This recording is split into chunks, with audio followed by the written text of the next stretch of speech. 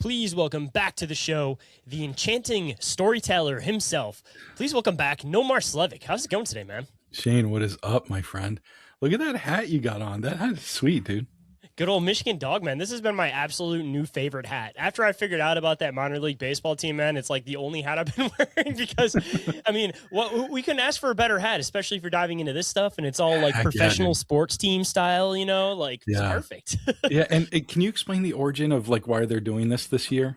So I don't know exactly what kicked it off, but for whatever reason, it seems like all these minor league baseball teams are doing like local folklore as like their aliases just for summer for some reason. Yeah, So yeah, some of these teams started doing it beginning of summer. So some of them started in like June and stuff. Some of them are only doing it in August. But so far, I've been tracking it on my other show, and it seems like we have the Lake Michigan Looms became the Michigan Dogmen. It was an Ohio baseball team. I think it was like the Ohio like Bulldogs or something like that. They became the Ohio Grassmen. yeah. There was a team from Pennsylvania. I think it was the Dirty Birds. They became the Squonks. And then I think it's West Virginia Dirty Birds are going to become the West Virginia Mothmen actually in August. And then I don't remember what the team was from Pennsylvania, but it was something for the Squonk. But I've been trying to track and follow these because, you That's can't ask for amazing. better sports hats, of course. I Heck mean, yeah, after me dude. wearing New Jersey Devils for almost a year straight. Yeah, yeah, yeah. I wanted to tell you that out of Las Vegas, just already existing are the 51s, which is obviously based on Area 51. So I'm sure that's a pretty cool logo. I had a T-shirt back in the day, and I can't remember if it was an alien or a UFO, but it was extraterrestrial related. Also, we actually have a minor league team here in Maine. They're the Portland Sea Dogs, and I wonder if they're going to do something. Oh, I'm kind of curious. It seems like a lot of these ones are. I mean, there's certain ones that I almost feel like if these other teams are already rolling, like it's an opportunity that you're just going to miss out on, even for the sake of like merch sales. Like if all Right. these other teams are doing it, of course, West Virginia has to do something for the Mothmen. And Have it's to. like a couple of these states, it's like you have to do your local folklore because it's Yeah, too yeah. perfect. And even if people don't really follow the minor league teams, I feel like it's just extra sales because it's just something keeping Yeah, folklore alive. Like I'm always saying on the show, anything to keep folklore alive and make people ask absolutely. questions and tell these stories, man. And Michigan Dogmen, people ask about it. You get to get an excuse to tell some of the stories. Absolutely, dude. That's amazing. Very cool. Dude, I'm always super duper excited to tell people that the New Jersey Devils are actually named after the New Jersey Devil like folklore. And then they tried to use it purposely with like, where it fell in perfectly with like New Jersey Devil, and they just use the devil as like the hockey team logo. So most people would assume that it's named after like devil, devil, like the typical thing you'd think of. But I Yeah. think it's fascinating that they actually specifically named it after the folklore of the New Jersey Devil. Absolutely, dude. Very cool, man. Well, I guess kind of starting to talk a little bit about folklore, man. You always have some fascinating stuff going on, which is why I continuously always have to have you back on the show. And with that, of course, you're always diving into some new stuff. So almost every single time you come on the show, it seems like we have a new book to dive into. And this Yeah. time seems like it's no different. So I guess we might as well start diving into some of these new stories that you covered in your new book so we can start tossing some ideas around on some of this high strangeness, man. Yeah, yeah. The new book, it's called In the Pines, True Stories of Mystery, Mayhem, and Monsters in Maine.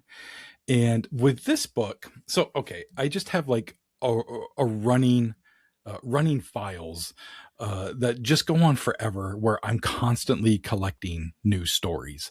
And it's just all matter of high strangeness. So it doesn't matter if it's UFO, Bigfoot, missing people, whatever the hell it is, I want to collect it and I want to have it. And as of right now, I think I have maybe 120 files that I haven't even like processed yet, and to like dive in further. So there's like 4 or 5, 6, more books, just sitting there. And that's just what I have right now. And I'm continuously collecting these stories.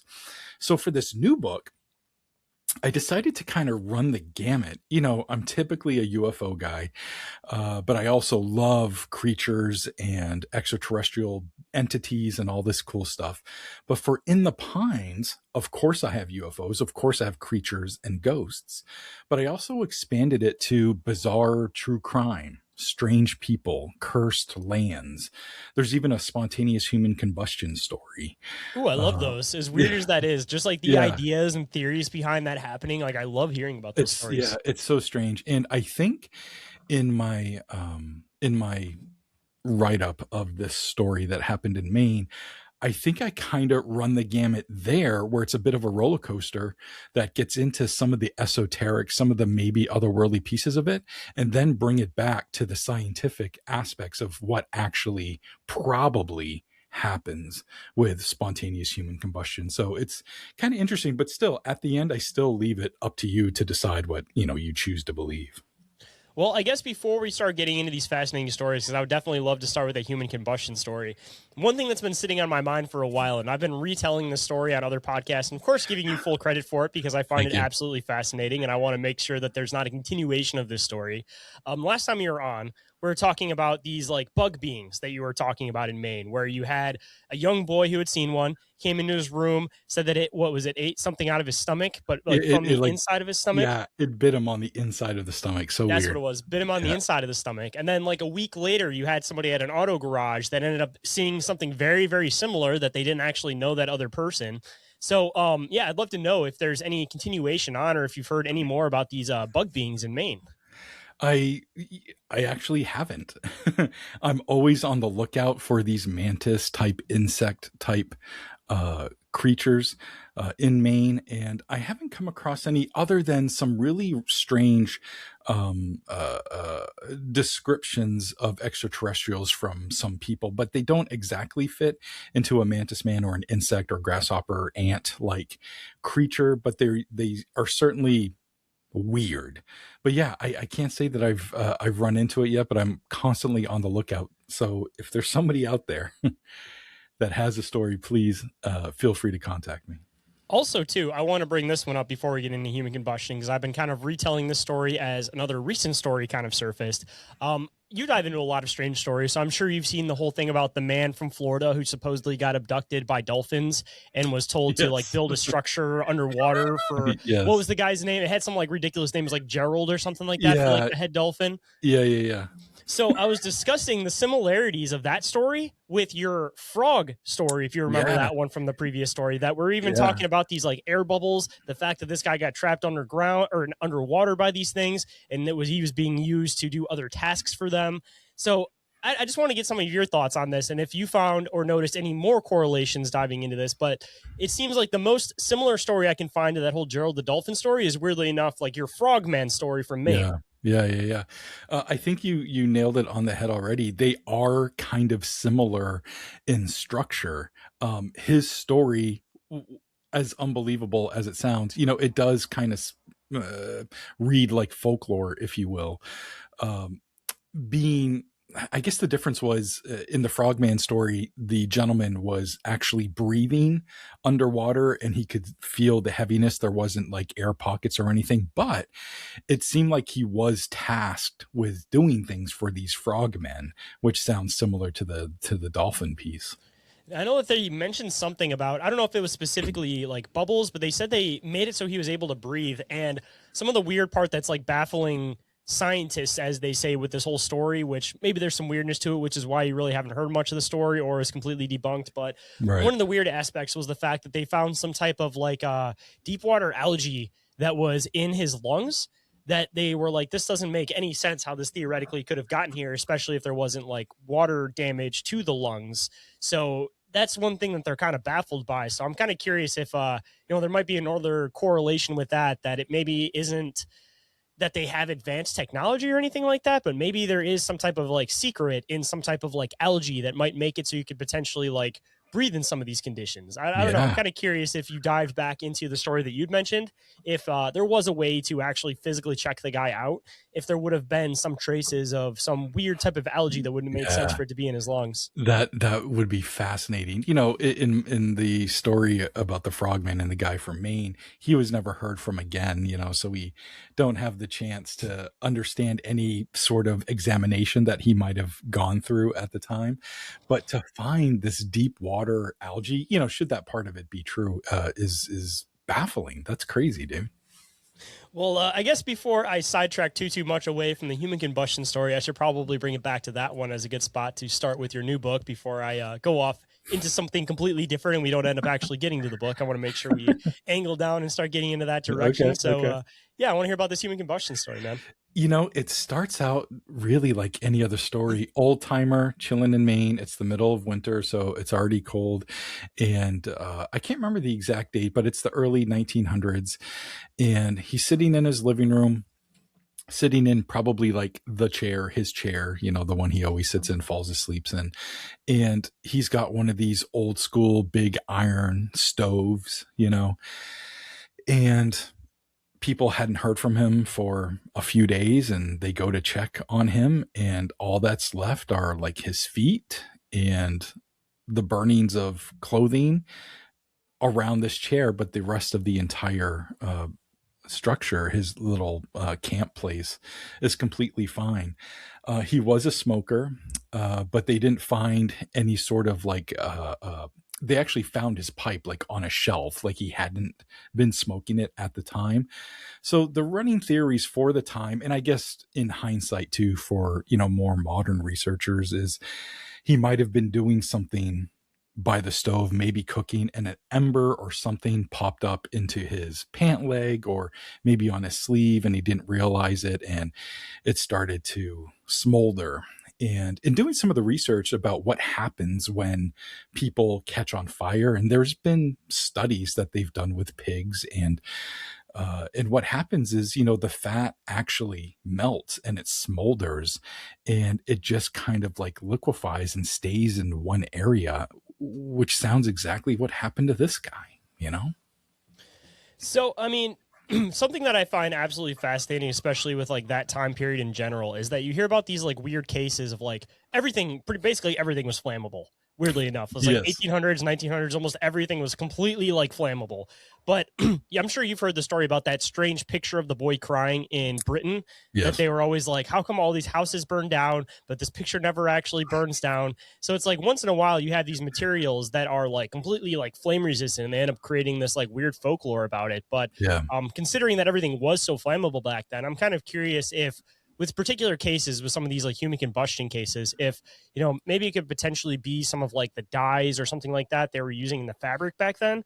I mean, obviously they had no like cap on like what they were putting in things. I mean, they were putting like arsenic and lead and everything like that in their Right. makeups. Like, Right. they were putting like uranium inside in the painting in the walls and everything like that. So, I mean, if you were using something that almost like smelt flammable or was almost like a gas to like color clothing, they weren't washing their clothes in the same sense that we are now. So I feel like there Right. still might be some traces of whatever that combustible thing is. So yeah, I'm kind of curious if these human combustion cases that would pop up in the early 1900s may have been like a product of the dyes or the fabrics that their clothes are made out of, or something that they use to like strip or make the dyes.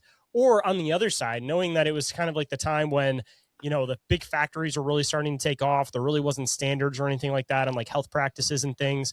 Almost kind of makes you wonder if, like, depending on what factory they worked at, they could have been around like gases that were completely flammable all day, completely soaked into their clothes, and all it literally took was just a little tiny ember, and Yeah. then 2 seconds later their entire outfit is completely on fire, and you can't really do anything at that point. You just fortunately turn into a hot glob of human fat on the floor. Yeah, yeah. And the way these scientists were talking about it is like we literally act as a candle and our clothes being the wick.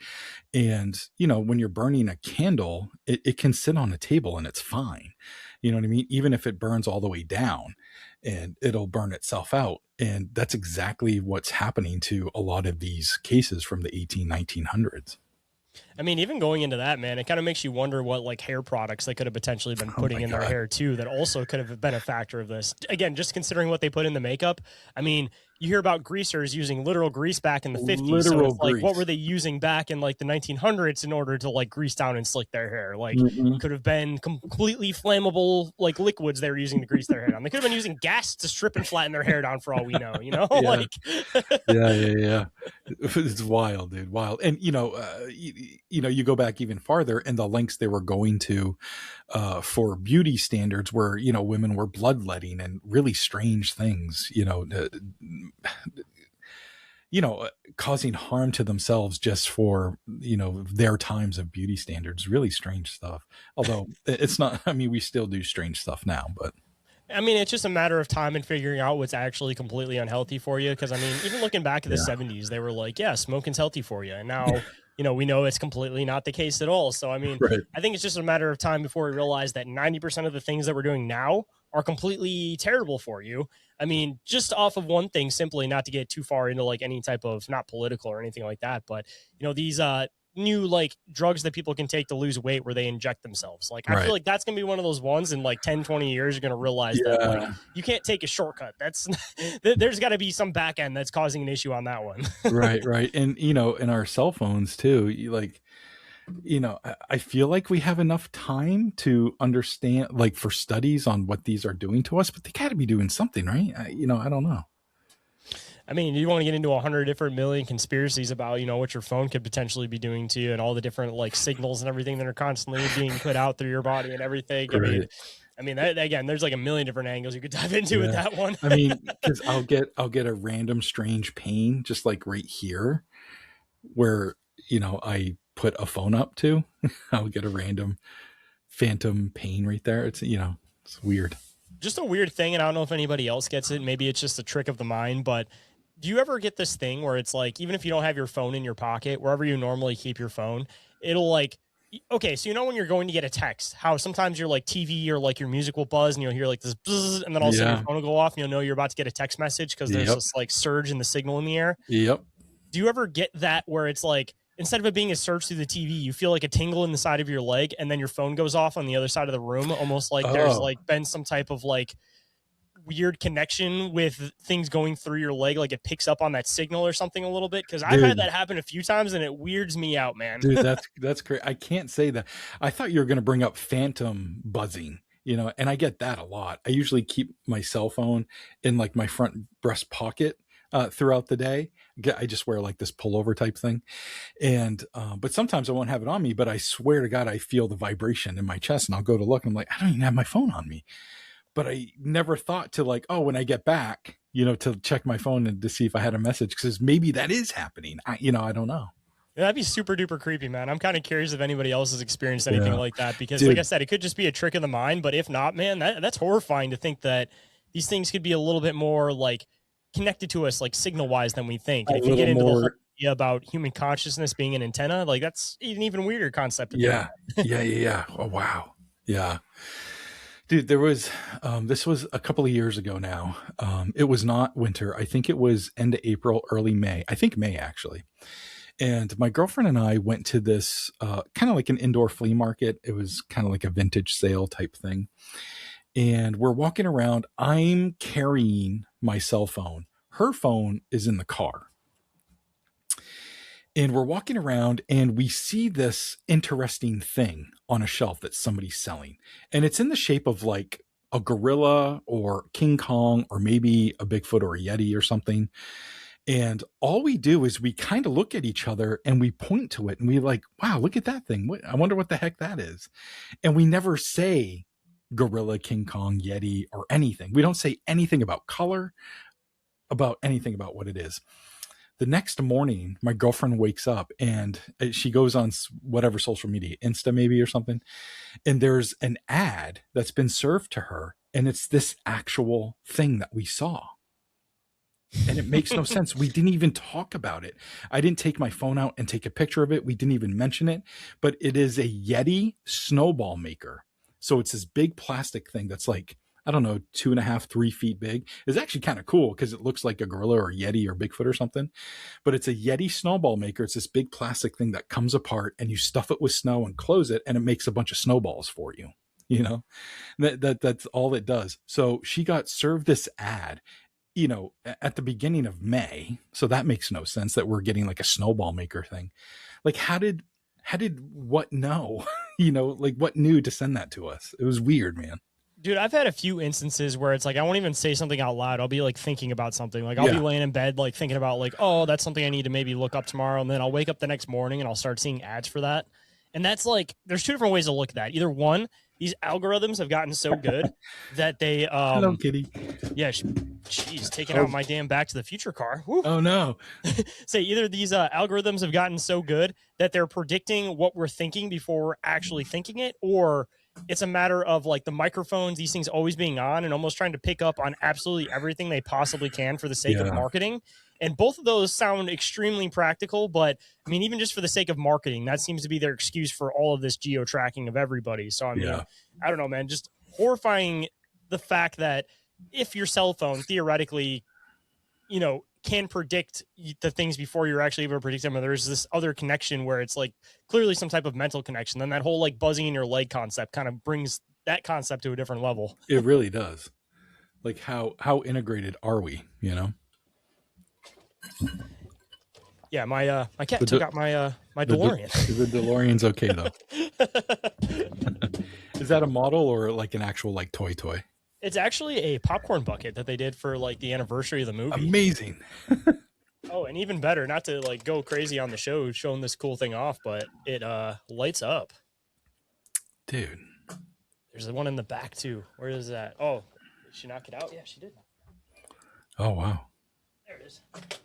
Dude, your cat's popcorn bucket, so you have to be able to pull it apart so you can clean it. There you go.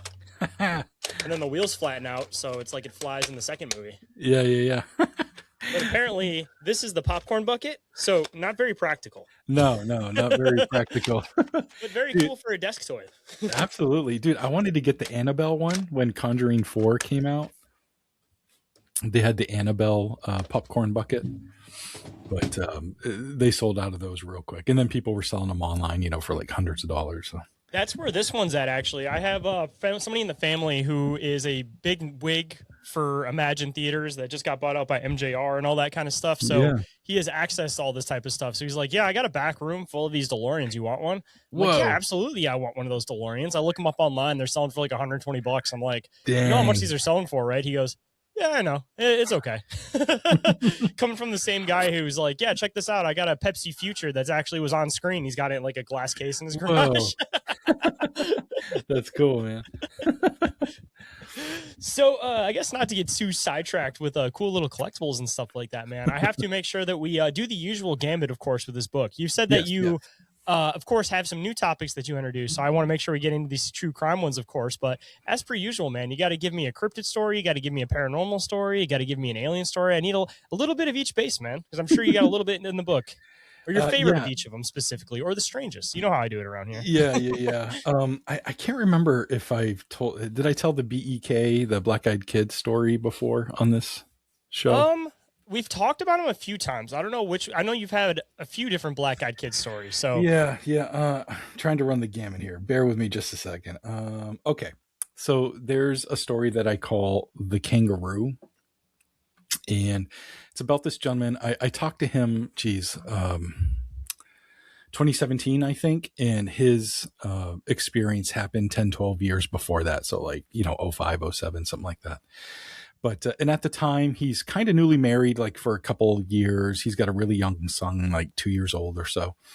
And he works the graveyard shift, and he comes home one morning and the wife is making breakfast for the kiddo, and the kiddo is, sitting at the table, and they have a puppy and he's running around, and dad comes home and he kind of walks in and he sees everything. He's like, I love my family. This is amazing. And so he goes up to his wife and he's like, hey, you want to take the RV and go up to, Baldwin area, and we'll camp for the day, and she's like, you got to sleep though, and he's like, yeah, let's pack up. We'll get up there. I'll go to bed. You and the kiddo can have fun, and, wake me up before lunch. I'll get the charcoal started, and then we'll do, a barbecue and all that good stuff. And she's like, yeah, okay. So they do all that. They get to the camping spot. He goes to bed. She ends up actually starting the grill for him because she didn't have a heart to wake him up, but the puppy ends up waking him up. And he's outside and he's, putting patties together. He's wrapping bacon around hot dogs, and the kiddo and the puppy are playing in front of him in the grass. And he's just kind of chilling, just enjoying everything. And the wife's inside and she's putting like salads together and then like grilling buns and stuff. And after a moment, he sees something kind of, about 100 yards away, which is really close. And it's at the tree line of this open area that they're in. And to him, it looks like this, 4 or 5 foot tall kangaroo. He sees these really thick thighs, like squatted down like a kangaroo. And he sees this snout and brown fur and these ears sticking up. And the crazy thing is that this thing is staring daggers into his son. And he's like, oh no, like, what's this thing doing? You know, like watching his son that way. And all of a sudden, this thing stands up, and it's about, in his opinion, 7-8 feet tall. It's not a kangaroo. It's some sort of bipedal humanoid thing. You know, he doesn't know what to make of it other than it's got a snout and all that stuff. And he says now it's standing and its chest is heaving as he's breathing like really heavy and watching his kid. And he knows, or he's thinking anyways, that this thing thinks his son is prey at this point. So he's freaking out. So he's trying to go out there as calmly as possible, not to draw attention from this kangaroo. And he doesn't want to alarm his son or the puppy. So he gets out there and he's able to scoop up the puppy. And then he's like, come on, buddy, we got to go in. And then he scoops up the kid and he makes his way as calmly but as fast as possible back into the RV. He gets inside and the wife's like, oh, is everything ready? She's like, I'm still making salads and stuff. And he's like, shh, come here. And he points to the window. So she comes over and she's like, what? What's going on? And he's like, look. And so she's looking. And when she finally sees it, she like gasps and backs away. And she's like, what the hell is that? And he's like, I don't know, but we're getting the hell out of here. We're leaving everything. I'm not going back outside. They get in the RV and they drive back. He goes back a couple days later and gets everything. But one thing he did remember when we were talking, he's like, you know, I didn't find it strange that nobody else was up there when we were up there. It was such a beautiful day and we were the only ones up there. It's like the locals knew what the hell was going on or something. But that's basically the story in a nutshell. But I was gonna say, I feel like I've heard stuff that sounds like relatively like similar to that, as far as like kangaroo type beings that sound like it'd be a kangaroo, and then they stand up and they appear to be something like way bigger and way different. Like it almost kind of reminds me of like almost like the Proctor Valley monster, slightly almost like, you know, the face of it. They almost kind of described almost like Minotaur like, which I could definitely see would almost be maybe kangaroo like, and it also kind of seems like it might be somewhat around the same size. So maybe not like exact, but I've heard that's descriptions similar, of kangaroo looking like cryptids standing around 8 to 10 feet tall before. So it's like, you know, this may not be an exact thumb, but like I've heard this one. It sounds very familiar. Not this one exactly, but things very similar. Yeah. Because that it is a similar description to that. That's really interesting. But I asked him, you know, like, have you heard of dogmen before? And he's like, no, what the hell are dogmen? And I ended up telling him about the Beast of Bray Road. And maybe that's all I knew at the time. I don't even know.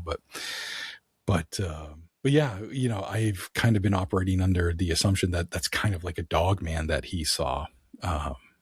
I could also definitely see that too. And that's also fascinating to think about, like the whole idea about like descriptions of things, that a lot of the time people are looking for like exact identical things, not realizing that, you know, people will describe things differently, especially if they don't have context.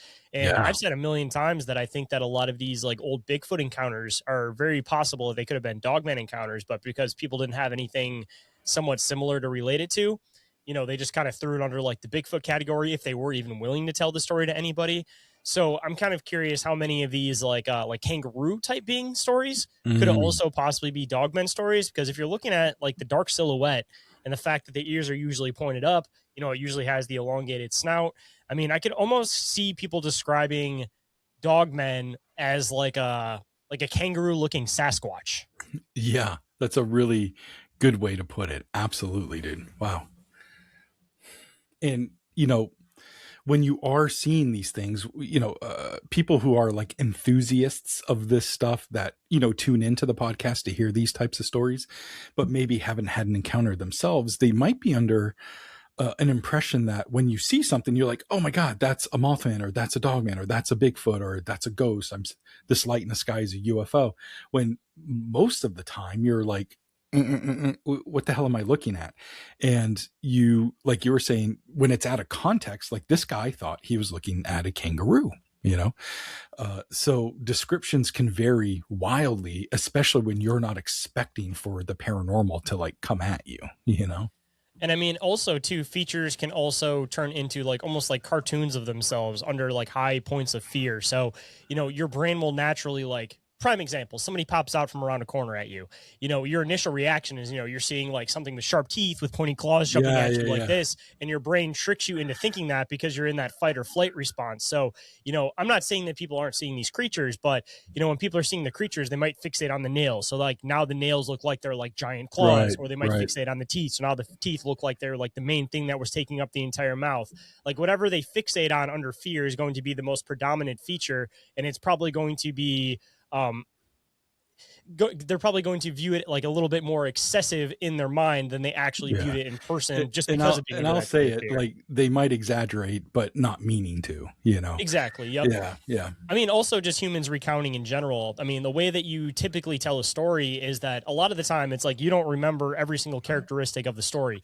You remember key details, and then your mind kind of fills in the gaps a little bit. That's why you can go to the same person, 10 years apart and ask them about, what like a serious life event they had when they were a kid. And of course, these little tiny details are going to change as they go on. But Yeah. that's because the human brain remembers these core details, and then the rest almost kind of become like filler, where stuff is kind of almost like, if somebody was with them and they kind of change a little slight tweak to the story, then their mind not even notice that tweak because that's not what they were fixating on in that story in the first place. But whatever they were fixated on, that's the thing that'll be like, no, this is exactly how it was. So it's like Right. when somebody's recounting a story, you have all these different facets of people basically trying to recount pieces of stories that they all remember very differently. So it's like, the longer the time goes on, the harder it is to be able to tell these stories super duper close to the details, because your mind will even start playing tricks on you, even if you don't mean for it to. Absolutely. This actually just happened with a UFO witness that I talked to yesterday, I think it was. And they're telling me about an encounter that happened 21 years ago. And, and I'm like, and I was asking a lot of questions, and they're like, listen, dude, like, I appreciate what you're trying to do, but I was in my 20s, I'm in my 40s now. And, some of the finer details I'm missing, but here are the core things that I remember. And there are these things that stuck out to him: how thick this craft was, how triangular it was, these points of lights that were in it. See, it's sometimes just such weird little things too, because sometimes like the thing that people remember is like a 2-inch door. Like that's like what they Right, fixate on, is the right. fact that this door is exactly 2 inches thick, for example. Right, right. And he was fixated on how thick the craft was. And he specifically said 15 feet. Like that's a crazy detail to remember after 20 something years, What's really, really funny is the fact that I was just covering the whole Bob Lazar story with Orin yesterday on Bizarre Encounters. And we got to the point where we were about to do a part 2, but we're talking about the craft that he supposedly got to see and check out. And he said it was about 20 feet tall and about 50 feet wide. So I just thought that was a really funny detail that you said. This guy said it's about 15 feet, and the Bob Lazar story is about 20 feet. So Interesting. very, very close, by the way, for these saucer dynamics. Yeah, yeah, yeah. Or dimensions. Yeah. Wow. Interesting. Also, just another thing, he just kind of throws in this, like, kind of like afterwards, but he's like, oh yeah, we left this place that they were hanging out at, like at 11:30. They see the thing. The next thing they know, they get home. They're like, why is it 5:30 in the morning? And they live like 40 minutes away from where they were hanging out. So now there's this whole missing time piece to it, which, it almost seemed like an afterthought. So it's something this gentleman and I are going to continue to explore together and see where it goes. And I mean, even going back into the Bob Lazar thing too, and not saying that this guy is like the end all be all, but I do, take into consideration his story, even though there's a lot of weirdness and stuff around it. But, it seems to be a common thing, even coming from him with his quote, more like scientific imperialistic research on this stuff, that these ships affect like the gravity.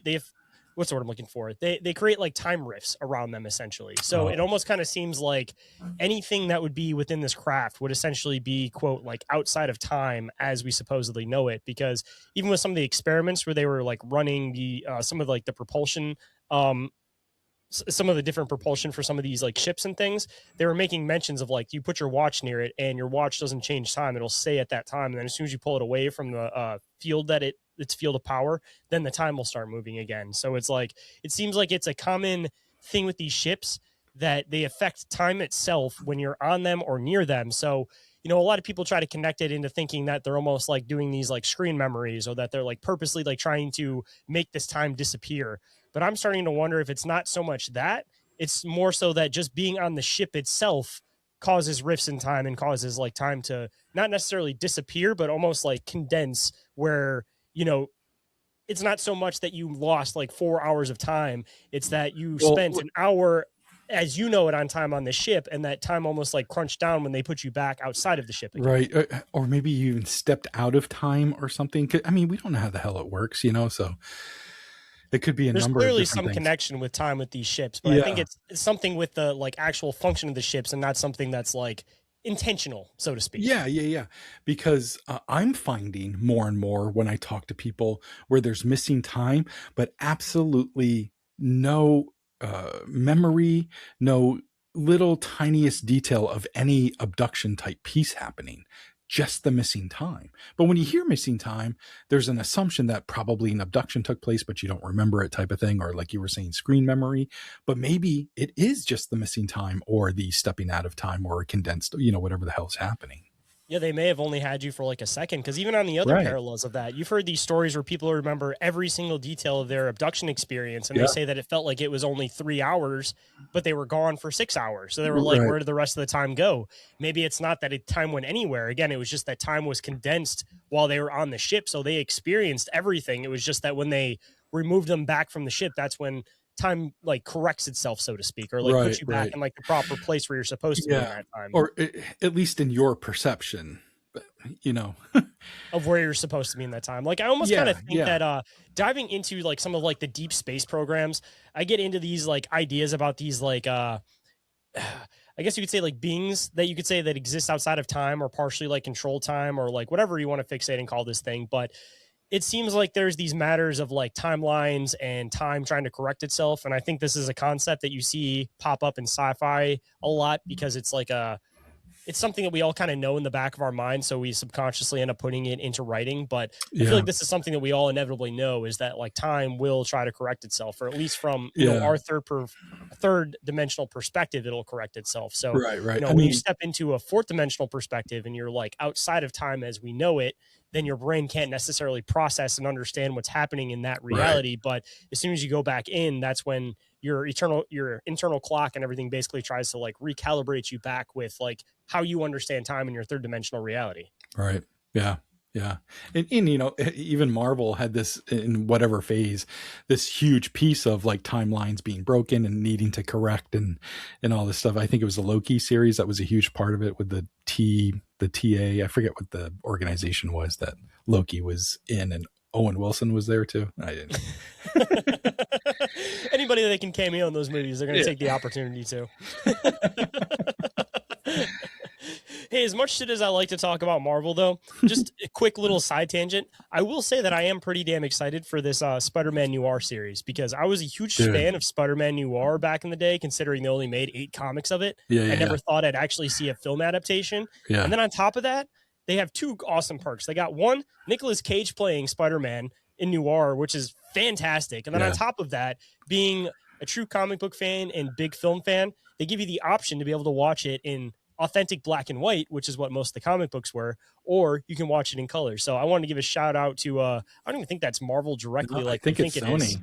Yeah, because you know, it is Sony. Yeah. So props to Sony for actually doing a Marvel thing I actually want to see for once. Yeah, I know, right? This is like the first one, but I watched the whole thing. It's fantastic. It's absolutely fantastic. Ooh, I'm looking forward to it. I was hoping there'd be one of those just considering it was IooR and it was the comic book and it was like the one Spider-Man that actually used the gun, I was hoping that it would be dark. And from everything that I've heard, they like play into that like dark Spider-Man pretty well. But I mean, Nicolas Cage, man, what not a better character to play a dark Spider-Man? And he's wonderful. He's so good, but everybody's so good in it. Like they really did well with this one. Yeah. Hey man, he was supposed to play Superman back in the day and we never got that. So at least we get to see Nicolas Cage as Spider-Man. Heck yeah. Can you imagine if they actually made that movie with Kevin Smith writing the script for Spider-Man with Nicolas Cage playing, or as for Superman and with Nicolas Cage playing Superman? Like that probably would have been the one Superman movie that wouldn't have been a flop. Yeah. But Kevin Smith did say it was complete garbage because they kept wanting him to add a giant spider. So that was like his whole ongoing thing that he talks about in all these things, is the director was really fixated on a giant spider. Jeez Louise. Well, I guess talking about giant spiders, that's probably a good spot to side tangent back into some monster stories. Yeah. So. So I guess if you want to go back to like snouted creatures, you know, that are people misidentifying or whatever, and that doesn't come up very often, that we have our own strange kind of one-off cryptid. And there's been a few one-off cryptids. There's the Dover demon, you know, that as far as we know, that's in the encompassing like 3 days. That's like the only story about the Dover demon, if you will. But there's something here that only ever happened once, and it's really vague on the where it happened and who the person was and all this stuff. But here's what we know. It's the 1950s, and there's a gentleman who worked in the woods. That to me says he was some sort of logger. And he got up early one morning, got in his truck, went and got gas, filled up the tank, and then was driving, you know, his long drive into the woods near this town called Cherryfield. While he's driving around, the car kind of stalls out. And he's like, what the hell? And he looks down at his gas gauge, and it's now on empty. And he's like, what the heck? So he jumps out of the car and he gets underneath it, and he's kind of feeling around and smelling for, you know, a gas leak. But nothing seems out of place. There's no smell. There's no damp areas or anything. And while he's under there, he gets this feeling of being watched. So he gets out from under the truck, and now he's looking around and he's not seeing anything. So he finally does like a 180, turns around, and there's this creature standing there, probably 20 yards away. He says it's about 6 feet tall. It's got like grayish hair. It's got a snout and ears. And he says that its legs end in hooves, but it's got like shoulders and arms and hands. And it's wearing a plaid shirt. And to him, it had the face of a goat. And he said that this thing kind of not really spoke to him, but like communicated like telepathically to him with this smile. So this goat man smiles at him, and he gets the impression that that means he needs to follow it into the woods. This seems very like satyr-like. Yes. Yes, thank you. Because we'll get to that in just a second. So it turns around, starts walking into the woods, and the guy's like, well, to hell with that. I'm not going to follow this thing into the woods. Never trust the Fae. Yes. And so he jumps back into his truck, and just out of muscle memory, he starts the truck up, you know, and he's like, oh, wait, it wasn't starting before. Like, it shut down. He looks down, and his gas gauge is on full again. So he thought that was strange, but that's basically the story. Like this thing altered and messed with his perception. Yeah. And almost like tricked him into thinking that he was doing something that he wasn't actually doing. Yeah. Weirdly enough, dude, I just watched a scary movie about something like this the other day called Oculus, where it was like, oh, yeah, they were like altering their perception, where like they thought something was happening, but they were doing something completely different. So like the one dude thinks he's outside and he's on the phone, but he's actually sitting in the corner on the phone. Kind of makes you wonder how many instances in some of these experiences, because there's a lot of this telepathic connection with people. Yeah. Makes you wonder how many instances there may be where you think you're doing something and you're not actually doing something, or you're not doing something and you think you're doing something. Yeah. Yeah. I mean, even some of these like extraterrestrial cases, for example, man, absolutely. or even, I mean, some of like the Bigfoot, like infrasound type of like experiences. Sure. You know, it makes you wonder, like, again, if you think you're running, but you're actually completely standing still, or, you know, as soon as these like extraterrestrials have you in their like target, so to speak, it makes you wonder if they have you captured like mentally, so to speak, that you could think that you're running away, you can think you're doing whatever, but like you're fixated and you're stuck there. Yeah. It's actually a really good form of distraction, you know, while they do things, you know, if you will. But yeah, the connection's in with the fact that you said that story happened in Maine, of course, and there seems to be this whole connection with these like pagan fae type deities in all of like the New England territory. And I know, of course, it's probably linked with everybody coming over and that being the first area that everybody settled. But it seems like as it started to get more west, it kind of started to get like its own like spin to it almost. But when you look at stuff that's like on that coast, it's like there's a lot of this stuff with like green men, with satyrs, with like straight like, you know, European, like these like folklore fae type creatures, and like straight experiences with them. And, you know, if people didn't ever want to put stock in them. Like, it's like super strange when you have it happening on two continents, and now it's so far beyond the original people that it's not like they have that same context of, like, you know, the folklore they're bringing back from their previous country. Like, again, how else do you explain something like satyr? Like, you know, Yeah. it's pretty like undescribable, or as soon as you see a satyr, like, there's nothing else that looks like that. It's very Right. descriptive, and it's something that's been an archetype all through, I guess you could say, folklore, since almost like the beginning of like tracked folklore, that these like Yeah. satyr like beings are trickster beings that try to lure you into places. Yeah. And what's interesting is the guy noted that this goat man was wearing an article of clothing. He was wearing a flannel shirt, much like a lot of the loggers wear, you know. So it's almost like it was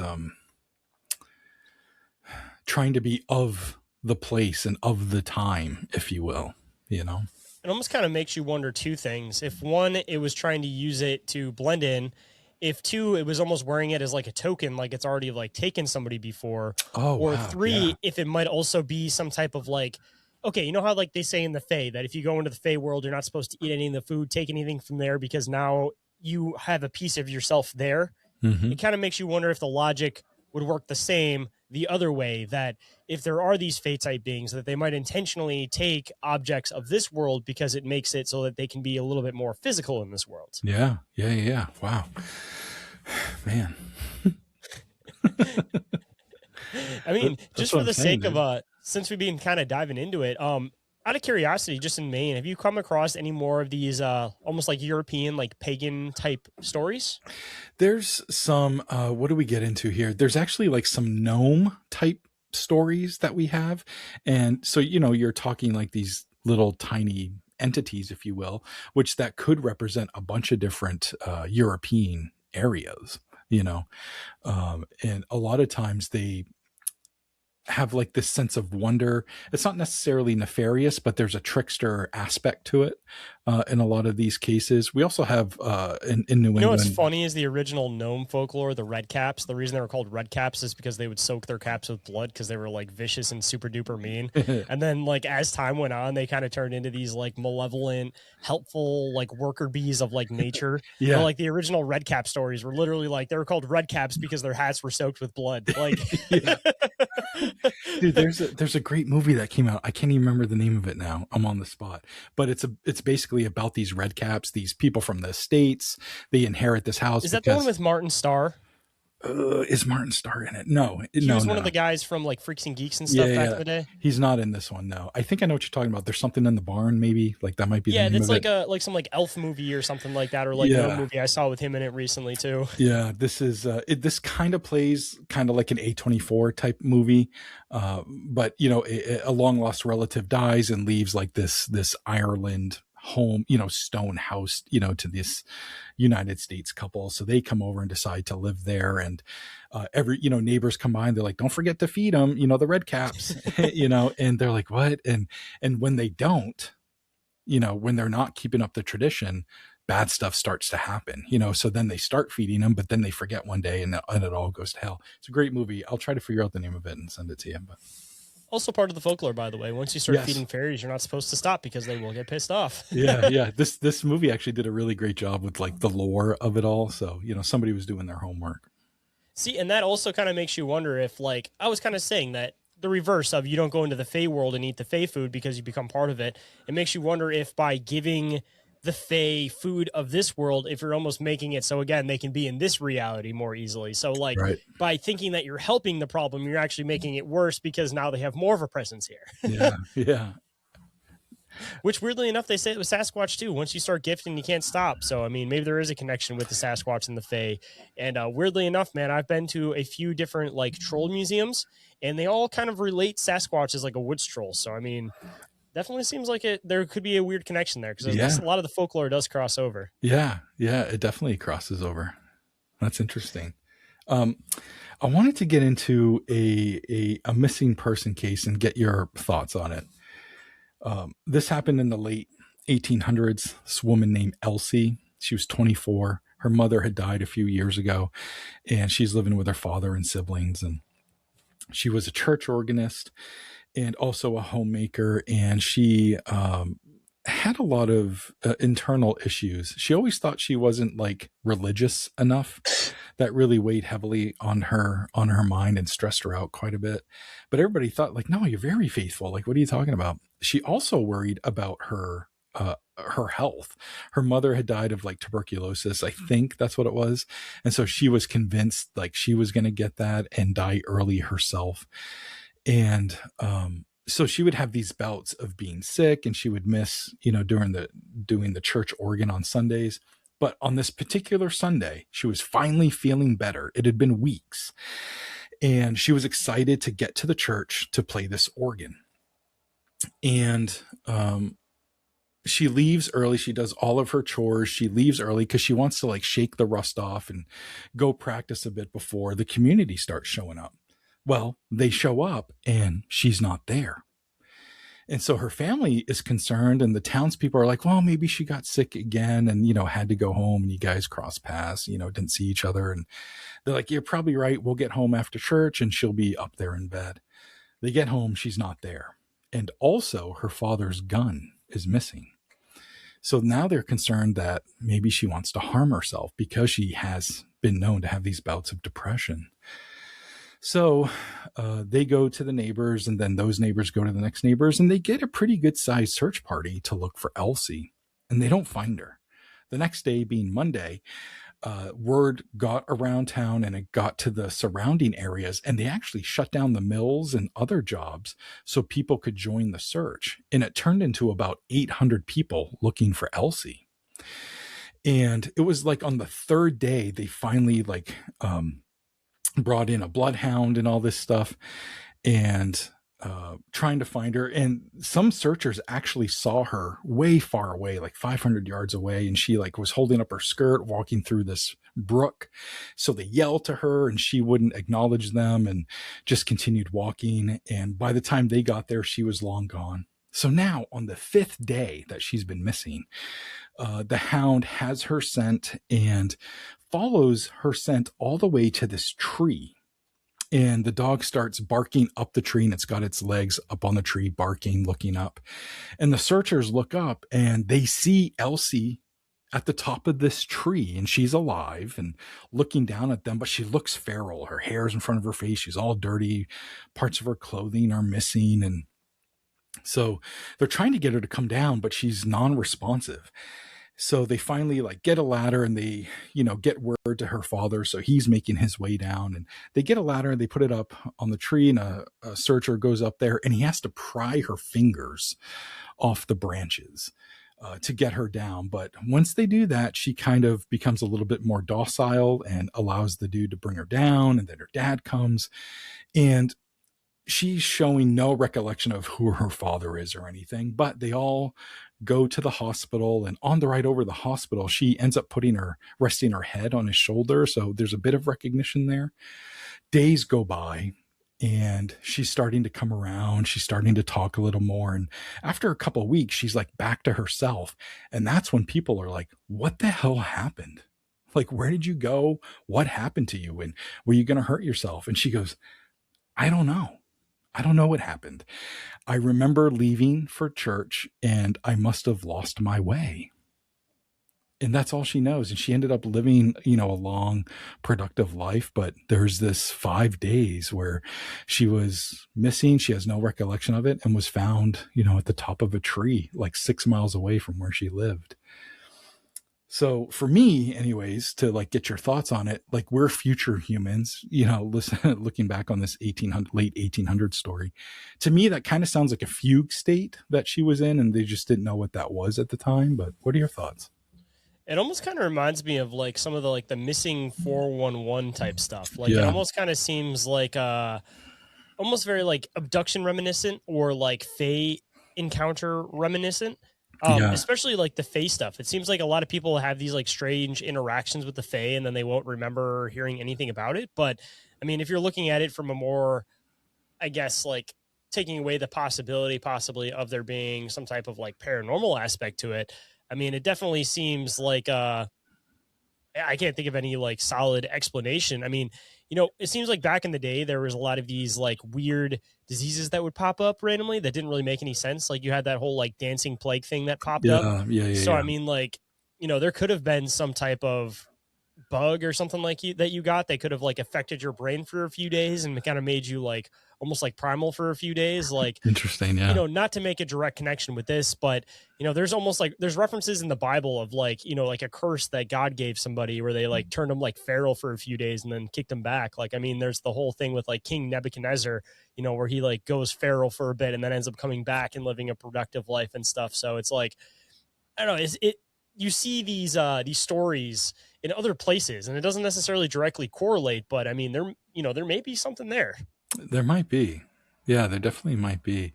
And I've even heard like extraterrestrial theories about, why she went missing and why she was in a tree and, things like that. But yeah, it's interesting to get the different perspectives. I've heard the Fae theory before, extraterrestrials, but also just like a fugue state, and they just didn't know what that I mean, was at Fae the time. and extraterrestrial could be the same thing. It's just viewed from two different time periods, though, weirdly enough. It's just, the different language to describe the same thing, which I think you and I have actually talked about before. I mean, the only thing that, considering that she was up in a tree and didn't have any like connection with anything, like I'm kind of surprised that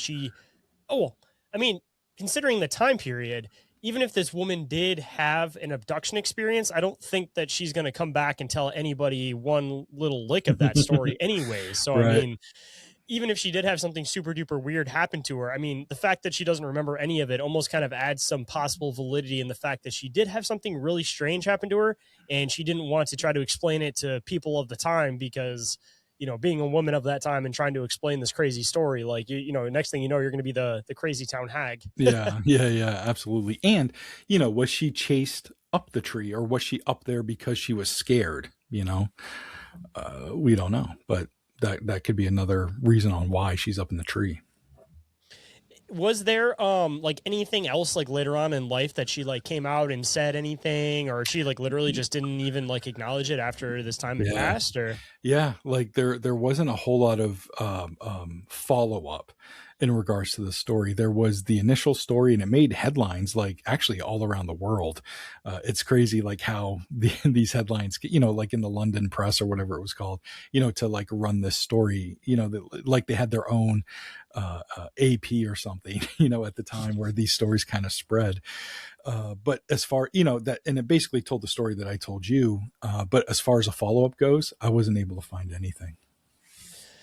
I was hoping there would be one of those things where it's like a deathbed confession. Maybe she actually said something or anything, but unfortunately it seems like it's going to be one of those stories, like a lot of the really fascinating ones at that time that we'll never be able to unfortunately figure it out. Just create crazy theories on it. and still telling the story over 100 years later, which is, fun and fascinating. And I think that's why it's important to collect and share these stories. In all fairness, though, if the answer would have been simple, then it wouldn't have existed and stuck around forever. Like, if there was a straight explanation for the Kentucky meat shower and they proved that it was literally just vultures throwing up, which I do not think it is, by the way, but that's the ongoing theory for it. Yeah. Like, if they proved that that was it, I mean, that story would just be something that they tell in science classes, like a funny little haha. It wouldn't be, this, like, mysterious, like, cryptid story. Right. Well, I guess since we're starting to get to about that hour point, I know that you said that you're running in a really, really hot room and would prefer not to get cooked for too long. I want to hopefully be able to get into one more story if you got the time for it before we start wrapping stuff up, man. Completely dealer's choice, whatever one you think that the listeners be the most fascinated in, man. I would love to hear it, man. This one really, when I first heard it, scared me. I also lived in the area when this was happening. Already off to a good start. In, I think it was 2003, in this town called Cape Elizabeth in southern Maine, this woman had gone to bed. She did her evening ablutions, brushing her teeth and all that good stuff. And the last thing she would do is fill up a glass of water, put it on her nightstand and go to bed, in case she needed a drink in the middle of the night. And that exact thing happened. She wakes up and she kind of props herself up on her elbow and she's going to reach for her drink when she notices something at the foot of her bed. And she's looking at it, straining to see it. And it looks like the silhouette of a person. So instinctually, she just turns on the light. And it turns out it was some dude standing at the foot of her bed watching her sleep. Oh, hell no. Yeah, she screamed and he runs out of the house. So of course she calls the police and all that stuff and files a report, but she barely even got a good look at him. So a couple of weeks go by and this father and mother, they're a young couple and they have a baby, and they just put the baby to bed and now they're going to bed. And in the middle of the night, the baby starts crying. They both wake up, but dad says, I'll get the baby. So she goes, okay. And he kind of turns over to like pat her, like a loving pat, like I'll go get the baby. And when he does that, he's looking at her and he sees standing by her side of the bed, the silhouette of a person standing there. And he's like, what the hell? And he turns on the light and it's some dude. And he goes running out of the house. And the guy goes, the father goes running after him. But by the time he gets to the sidewalk and he's looking both ways, the guy's nowhere to be found. So, of course, he calls the police and he has a little bit better of a description. Seemed like a young guy. He was white. That's a little bit more of a description. So another couple weeks go by and there's another encounter, and it's very similar to the first ladies. Like this person wakes up in the middle of the night, it's a woman, and standing against the wall, but near the foot of the bed, was this man watching her sleep. But now you fast forward a couple more weeks and there's this younger woman and she wakes up in the middle of the night and this guy is bent over right in front of her face, looking at her, watching her sleep. And she opens her eyes and just screams and immediately turns on the light and gets a really good look at this guy. And he goes running out of the house, just like all the other stories. And she calls the police and she tells them that she got a good look at him. And they said, well, let's get with the police sketch artist. So they do, and they get a really good sketch of this dude, and then that starts getting circulated around town. There's also a neighborhood watch that's put together, to everybody to kind of look out for each other. I mean, this guy's lucky that he didn't do this to a guy on this last one, because whatever this thing is, maybe would have known what it was. But I feel like my first reaction as a male in the middle of the night, if somebody's standing over me, I'm not going to think. I'm just going to instantly swing up. Yeah. At least you would think so. You know what I mean? You would think so. So, I mean, people scare me in the middle of the night and I start swinging. So, I mean, like, watch out.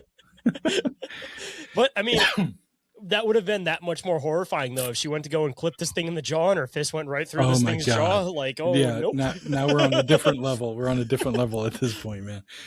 There's the demon. That's when you go straight through it out of the bed. Yeah. Out of the bedroom. And this story would be called The Demon of Cape Elizabeth. But yeah, so this happens a couple more times, and the locals are given the police names of people they think it might be, but they track down each suspect or supposed suspect, and they question them, and nobody fits the bill. Nobody looks like this guy, and so the police never arrest anybody. And to this day, it's a mystery. But a couple of months later, in another Cape Cod in Massachusetts, this starts happening again.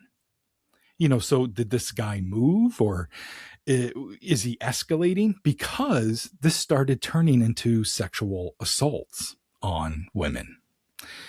And then they never caught anybody in Cape Cod. Well, 6 months later, it starts happening even further north in Nova Scotia, Canada. And this one woman got a really good look at this person and thought that she had seen him around the neighborhood. So she told the cops who she thought it was. They end up arresting this guy. And he gets convicted of these sleepwalker crimes, and some were assaults and some were just him standing there watching people. But he had no ties to Maine. He had no ties to Cape Cod. So is he the same person? Is he not the same person? But people are curious. Turns out 5 years into this guy's sentence, it gets overturned and he gets released.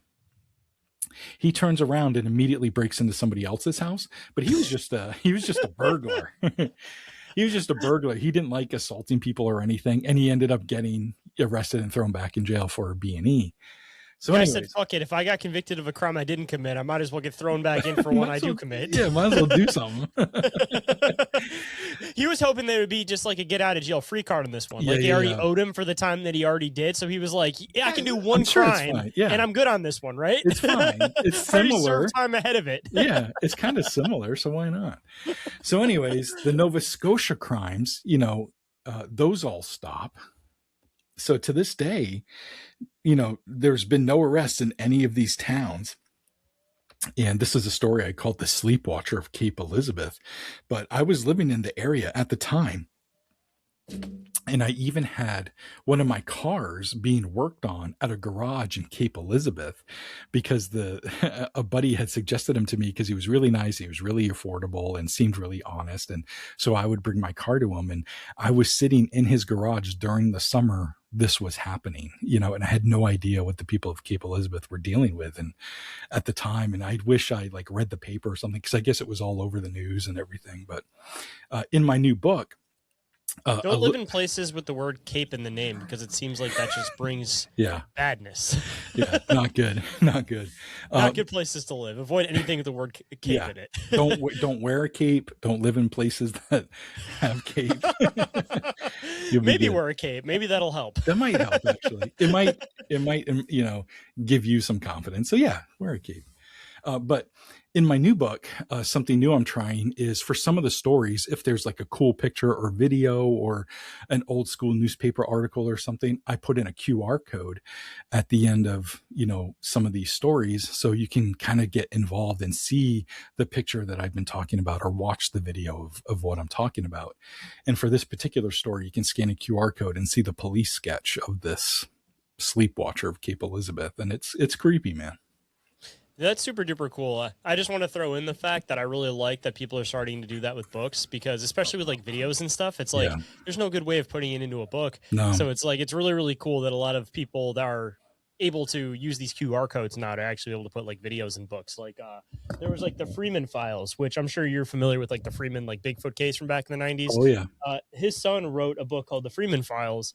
And he has a bunch of videos and stuff like that were his dad's footage. And it's again, how else would you have been able to share that stuff unless you QR code it into a book? Super duper cool. Yeah. I guess the only way that it kind of would work with just a web address is a Kindle or ebook version. But this, if you're into the print book, you can still use your technology. It's really cool. And I've gotten really great feedback on using the QR code. So I'm glad I implemented them. Well, of course, I guess speaking of the book, before we get into words of wisdom and all that fun stuff, as I'm sure we usually have to end the show on, we, of course, have to let people know where to get this book. And if anybody else hasn't picked up any of your previous books, you might as well let them know where they can get all these books from. Yeah, sure. All of my books are on Amazon, but they are also available from my own online store, which is slevik.squarespace.com. And if you buy a book from my store, it comes autographed and you get a bookmark and probably a few little extra goodies. But you can get them on Amazon if you got the free shipping and all that good stuff. I understand it.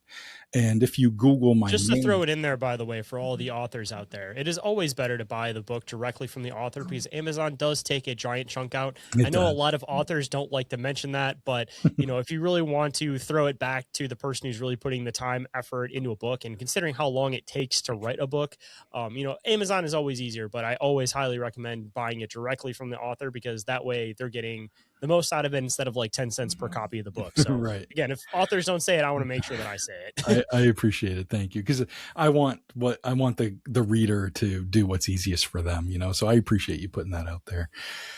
Also, I have a podcast. It's called Haunted Pines. Episode 7 came out just a few weeks ago, but in 2 days, episode 8 is coming out. And that is a story about Whitley Strieber and a couple of black-eyed kid encounters that he had. If listeners aren't sure who Whitley Strieber is, he was the gentleman that inspired the movie Communion. He wrote a book called Communion, and it's about his abduction experience in upstate New York. And he went on to write a bunch of other books about his experiences and ongoing experiences that he's been having. But he also had some black-eyed kid encounters, and one of them happened at the cabin where he was abducted. So that's what this next episode's about, and it comes out on Thursday. Again, it's called Haunted Pines, wherever you get your podcast. Well, perfect, man. And I will make sure I include all of that stuff down in the show description so everybody can find it quick and easy, of course. And before I let you go completely, as per usual, man, I have to do some words of wisdom before we go. So if there's any words of wisdom you might want to bestow on the listeners this run, man, what might it be? Yeah, and kind of like you, not to get political because it sucks that everything can be political these days, but considering what month we're in, be kind and love is love. And it's better to have love in your heart than hate, so that's my words of wisdom. Ain't that the truth, man? Yeah. And as per usual, I always thoroughly enjoy these conversations, and I'm really, really looking forward to next time. And as it usually seems like it goes, considering that you have a new book out and everything, I'm sure at some point soon you'll be probably popping up on Bizarre Encounters in the next couple of months, because that Awesome. tends to be how we tend to go back and forth. So Yeah. if anybody enjoyed this conversation, make sure you guys look out on the other show, because you guys will probably see him pop up in the next few months. Very cool. And I love Orin, so that'll be fun. Always a good excuse to have another conversation, man. Absolutely, dude.